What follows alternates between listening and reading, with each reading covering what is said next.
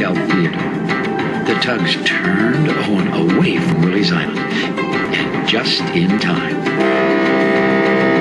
"Hooray!" cried George. "Hooray!" shouted Theodore and Hank. "Well, that sure was a close call, yes, sirree, Bob," boomed Owen. "Good thing I woke up and turned on my lights."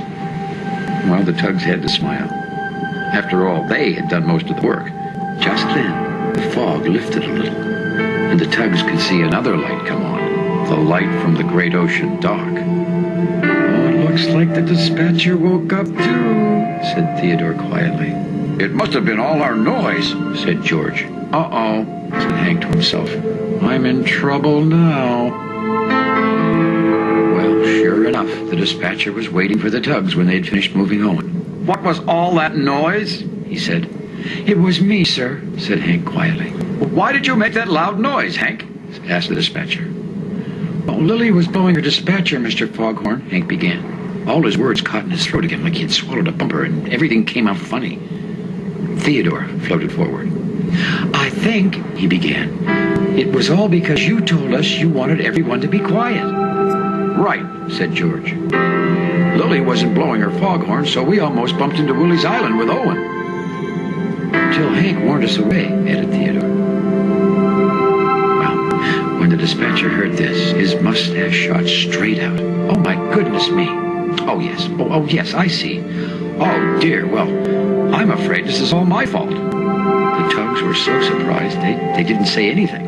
And then the dispatcher said an even more surprising thing. "Hank, I'm very proud of you. Good job." "You are?" said Hank. "I mean, it was?"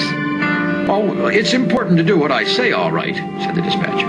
"But sometimes I don't always say the right thing." "You don't?" "No, I don't," continued the dispatcher. "I didn't mean you should always be quiet. I just lost my temper this morning when you were making that big noise. I made a mistake, and I'm sorry. From now on, I'll try and be more careful about what I tell you to do." "You will?" said Theodore. "I will," said the dispatcher. "Good night, tugboats, and good job."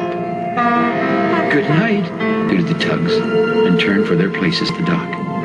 It had been a long day, and they were glad it was over. "Good night, everyone!" Big voice boomed out. It was Owen, hollering from clear over at the repair yards. Well, the dispatcher turned back to the tugs again. "Do you think you should have a special loud time?" he asked. "Right now?" said Hank. "Right now," said the dispatcher. "Good night, Owen!" roared all the tugs together. "Wow!" said Owen. "It sure is loud in this here harbor. Yes, sirree, Bob." You know, I'm very proud of Hank, too.